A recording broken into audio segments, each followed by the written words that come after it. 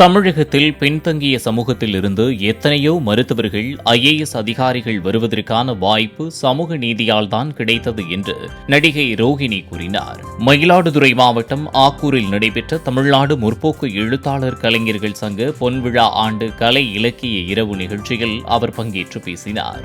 தமிழ்நாட்டில் எத்தனையோ IAS officers, எத்தனையோ மருத்துவர்கள் பின்தங்கிய சமூகத்திலிருந்து இப்பொழுது இருக்கின்றார்கள். அவர்கள் அனைவரும் அங்கே செல்வதற்கான ஒரு வாய்ப்பு எப்படி கிடைத்தது, அவர்களுக்கான ஒரு வழிமுறை எப்படி கிடைத்தது என்றால் சமூக நீதி இருந்ததனால் மட்டும்தான்.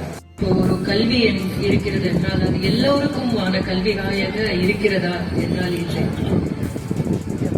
கோச்சிங் சென்டருக்கு அனுப்ப முடிஞ்ச குழந்தைங்களுக்கு மட்டும்தான் மருத்துவம் அப்படின்ற மாதிரியான ஒரு இடத்துக்கு போய்கிட்டு இருக்கிறது. ஆனால் அது கூடாது, நீட் என்னும் அந்த ஒரு விஷயத்தை நாம் வைக்கக்கூடாது, குழந்தைகள் மேல் அந்த அழுத்தத்தை வைக்கக்கூடாது என்பதை முதலாக கூறியது தமுஏகாசு. அதை நமது மரியாதைக்குரிய தமிழக முதல்வரும் தொடர்ந்து அதை பற்றி பேசிக்கிட்டே இருக்காரு. நீட்டை விலக்குங்கள் என்று.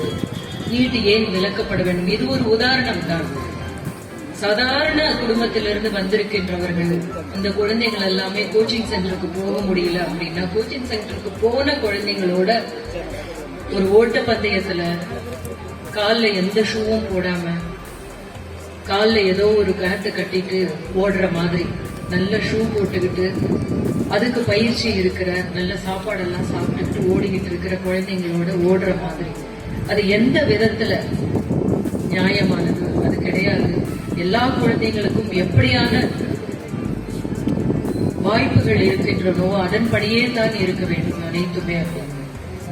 அப்படி இருந்திருந்ததென்றால் இல்லாமல் இருந்திருந்ததென்றால் தமிழ்நாட்டில் எத்தனையோ IAS ஆபீசர்ஸ், எத்தனையோ மருத்துவர்கள் பின்தங்கிய சமூகத்திலிருந்து இப்பொழுது இருக்கின்றார்கள்.